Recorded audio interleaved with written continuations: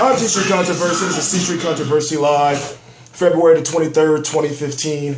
I cover every single major fight live. This week in February 28th, 2015, you're going to have Tyson Fury, 23-0 with 17 KOs, taking on a fighter by the name of Christian Hammer, German fighter, 17-3 with 10 KOs. I'm T-Street Controversy. This is T-Street Controversy Live of RealCombatMedia.com, and I cover every single major fight live. Bear with me, as you can see, a little under the weather. You know, I got the immune system of an 80-year-old man, but what we're going to talk about is we're going to talk about how Tyson Fury, in my opinion, is the second best heavyweight in the world right now, outside of Wladimir Klitschko.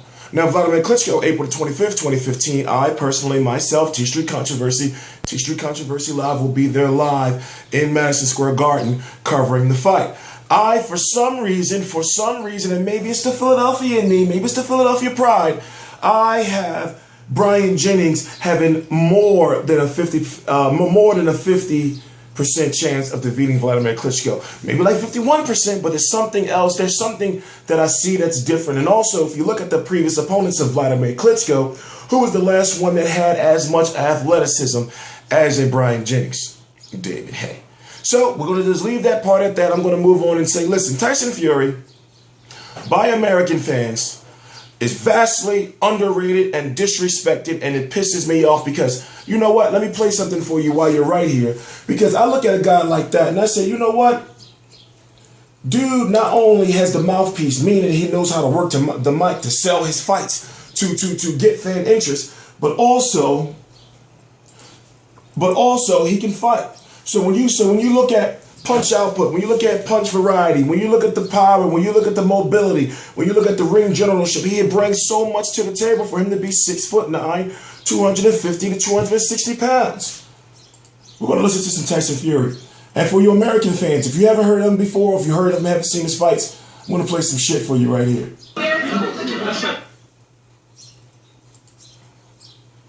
So, Brunson, you're not ready, bro. You're not ready. You're not ready. Tell him you're not ready. Hold on. I smell you. You can smell me. I smell you, bro. I'm just wondering if the bottom of Steve's boots have been sponsored, because as there's going to be a lot of people watching around the world, I'd like to put my Twitter account on the bottom of it so I can get more fans on Twitter. And I was wondering how much it's going to cost me to sponsor. You understand? Not only am I big, catch this, I'm tall, dark, handsome, cool, calm, collective, super sexy. This guy has got no chance at all, yeah? Let's talk about talent, size, whatever you want to be. I'm the best fighter on the planet, including all weights, because there's not a man born from his mother can beat Tyson Fury. I don't care if he's 7 foot or 3 foot tall. Listen, Steve Cunningham's in big trouble. Come April 20th, this guy's getting knocked spark out. Guaranteed, 100%. I hope him and his trainer believe in magic, because he's going to need a lot of magic to beat Tyson Fury. Steve Cunningham, the whole of Philadelphia behind him, and every man in it couldn't beat me together. Never mind him on his own. There's not a man 200 pounds on the planet can beat me, never mind you. And I ain't coming here to play games and talk nonsense. I'm here to fight, and I hope you're here to fight too. You talk a good game, I'm from Philly, I'm a tough guy, gangster, but let's have it real. You are in trouble. And I mean business, and I'm going to hurt you seriously come April 20th. I hope you understand that. I hope your trainer understands that. I hope your wife understands that. I hope everybody understands it, because I mean business. I didn't come to the USA to play around and play tic-tac boxing. I came here to do demolition jobs on cruiserweights. We heard you. That's what I do. Now, a lot of times, you know, I get pissed off because over here in the United States, the reason why a guy like Adrian Broner sells so much is because of his personality. Somewhat, he doesn't have too much of a filter on his mouth. He may have more of a filter now since he's on NBC, but what I do is, I see that Tyson Fury, he can do that. He can sell over here in the United States. Tyson Fury, all Tyson Fury has to do is run his mouth over here to an American heavyweight, and American fans are going to love him. And I'm talking about on this scale. Now, when he fought Steve Cunningham, that was a few years ago. That was Steve Cunningham he was talking to. He had went down in the second round. A lot of people giving him shit because he got knocked down by a cruiserweight. I say, okay, I understand. But then what? He got back up and what? I'm sorry, Steve Cunningham. You're from Philly and everything, but what did he do? He beat him up.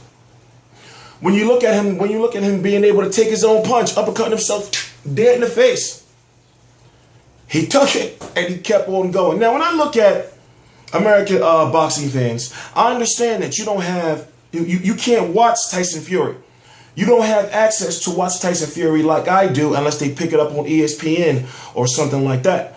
But what you have to do is, before you go calling guys like Tyson Fury a bum, I'm thinking like, damn, how you gonna say he a bum when, okay, understanding, if you say, now this is if you say, now we have difference of opinion.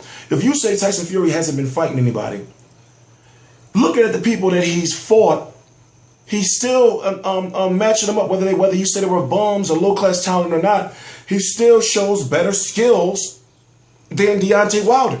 Just my personal opinion. Now, I told you, I gave Deontay Wilder credit after he defeated Bermane Stiverne because he showed us things I did not think he would do. But as far as Tyson Fury is concerned, Tyson Fury, 23-0, and no man born from his mother's womb can ever beat Tyson Fury. And this is the way I feel right now. Now, let's look at this, right? Wladimir Klitschko is taking on Bryant Jennings. Bryant Jennings has a chance to win. I'll leave it at that. If you look at the last athletic person that Wladimir Klitschko fought, now this is just my opinion, it was David Haye. David Haye had some old mental toe shit going on. But when I look at Tyson Fury and I look at the fact that he was supposed to fight David Haye, and David Haye got out of the fight twice, and now David Haye's going to be boxing sometime again in 2015, I think to myself, well, did David Haye duck him? Because it's just, like, I'm not saying, like, I know the whole situation. I know about the shoulder. I know the whole situation. You don't have to remind me. I know the whole situation, but I'm thinking to myself, Tyson Fury is really, really, really, really good. And over here in the United States, he is vastly underrated. But let's talk about his opponent real quick. Let's talk about Christian Hammer. With a name like Hammer, you would think he'd be like Mike Tyson or something like that. He is not. In fact, let's look at most notable opponents. Maurice Wack. He was the guy who fought, Wladimir Vitali. Dude with the big ass chin. Knocked him out cold, 6th round. I watched that fight like 3 days ago. An old ass Danny Williams who was just falling and they was body slamming each other in that fight. I'm trying to figure out who to equate Christian Hammer to. You can look at him as being like a Dereck Chisora-ish, like lumbering straight towards you type dude. If you're a UK boxing fan and if you're familiar with boxing, Dereck Chisora, in my opinion, is a little better than him outside the beating that he took from a fighter who beat him left-handed. You can say he's kind of without the power, but Bermane Stiverne-ish. If you're an American fan, to equate him to somebody, somebody recent that you should be able to know of. So I guess what I'm saying is you can expect for it to be a easy win for Tyson Fury, just my opinion. An easy win for Tyson Fury. Then after that, he's going to fight the winner of Wladimir Klitschko versus Bryant Jennings for the WBO title, and he is ranked in the top 5 in the WBC, WBA, IBF, and he's the #1 contender right now for the WBO. So he will be fighting the winner of Deontay Wilder. The winner of Wladimir Klitschko versus Bryant Jennings, and also he'll be fighting for.